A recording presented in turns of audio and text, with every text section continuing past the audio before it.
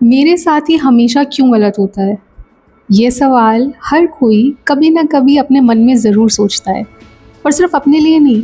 जब हम किसी ऐसे इंसान को देखते हैं जो सच्चा हो, अच्छा हो, सबसे प्यार करता हो और उसके साथ कुछ बुरा होता है, तब भी हमारे मन में आता है कि ज़िंदगी इनके साथ नाइंसाफ़ी कैसे कर सकती है। और यहीं कोई दूसरा जो झूठ बोलता हो, धोखा देता हो, लोगों का दिल दुखाता हो, उसके पास सब कुछ है और वो खुश भी रहते हैं।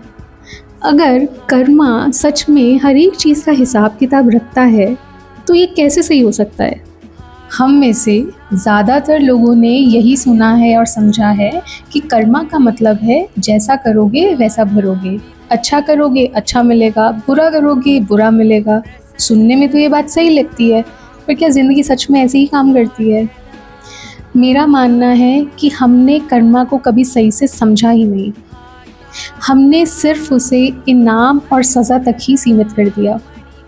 क्या हो अगर कर्मा का सज़ा से कोई लेना देना ही ना हो? ज़्यादातर लोग कर्म शब्द सुनते ही एक ऐसी ताकत के बारे में सोचते हैं जो सज़ा देती है। आसमान में बैठा एक साइलेंट जज जो हमारी हर बात का हिसाब रखता है और सज़ा के रूप में बढ़ा चढ़ा कर लौटा देता है। लेकिन अगर कर्मा ना तो सज़ा हो और ना ही कर्ज जो दुख झेल कर चुकाना पड़े। सोचिए, अगर असलियत में कर्मा सिर्फ एक याद हो, ऐसी याद नहीं जो आपका दिमाग याद रखता है, बल्कि ऐसी याद जो आपका होश और आपकी चेतना याद रखती है। उन अधूरे एहसासों की याद जो शायद कभी पूरे नहीं हुए और सही वक्त का इंतज़ार कर रहे हैं। देखिए, हर एक कर्म, सोच और एहसास एक वाइब्रेशन पैदा करते हैं, और जब ये वाइब्रेशन अधूरी रह जाती है तो वो यूं ही गायब नहीं हो जाती। उदाहरण के तौर पे देखें तो अगर आप शांत तालाब में एक पत्थर फेंकते हैं, तो पत्थर के डूब जाने के बाद भी कुछ समय तक पानी की लहरें चलती रहती हैं। ऐसे ही कई पुरानी परंपराओं में कर्मा को इन्हीं लहरों की गूंज माना गया है, जो हमें वापस बुलाती हैं यह देखने के लिए कि हमने क्या शुरू किया था।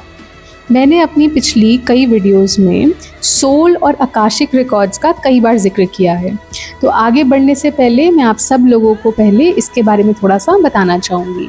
सोल यानी आत्मा। अब आप चाहे इसे आध्यात्मिक तरीके से समझें, दिमागी तरीके से, या फिर अपनी ही असली पहचान। आत्मा को आप अपने अंदर का वो हिस्सा मानिए जो आपके नाम, काम और पहचान से परे आप ही की गहरी चेतना है।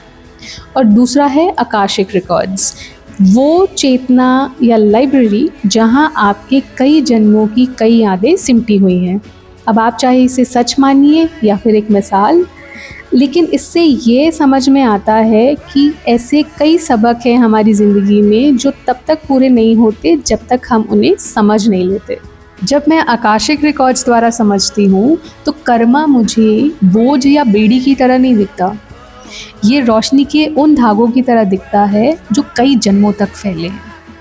इसमें से कुछ धागे सुकून से आगे बढ़ते हैं और आत्मा के सफ़र में आसानी से बुन जाते हैं, और कुछ धागे टूटे हुए या उलझे हुए दिखाई देते हैं, जो धीरे से आपके ध्यान को अपनी तरफ आकर्षित करते हैं जब तक आप उसे समझ नहीं लेते। इसे ही कार्मिक लूप या कर्म का चक्र कहते हैं। और इस चक्र का सिलसिला तब शुरू होता है जब कोई धागा आपका ध्यान अपनी ओर खींचता है। जैसे ज़िंदगी में बार बार एक तरीके का पार्टनर मिलना, अलग अलग लोगों से वही एक जैसा धोखा मिलना, या ऐसी किसी बीमारी का सामना करना जो ख़त्म होने का नाम ही ना ले। तो कर्म का ये चक्र कोई सज़ा या श्राप नहीं है, यह एक इशारा है।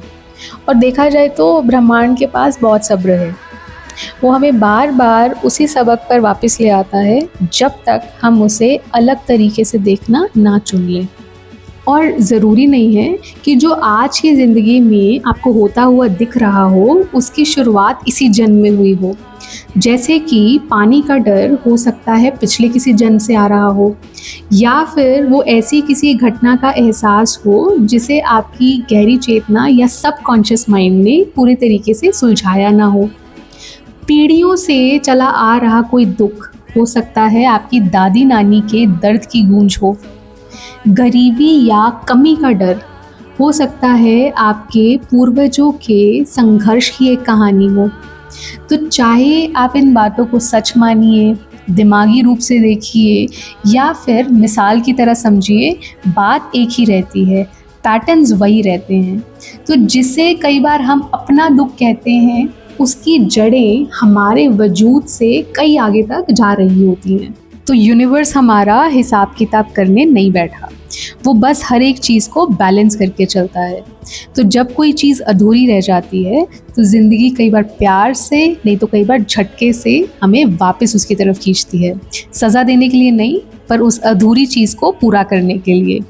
जैसे कि जहाँ पर एक समय पर डर था, वहाँ प्यार लाने के लिए, जहाँ धोखा था वहाँ माफ़ी लाने के लिए, और जहाँ हर एक चीज़ बर्बाद हो गई थी वहाँ एक नई शुरुआत करने के लिए।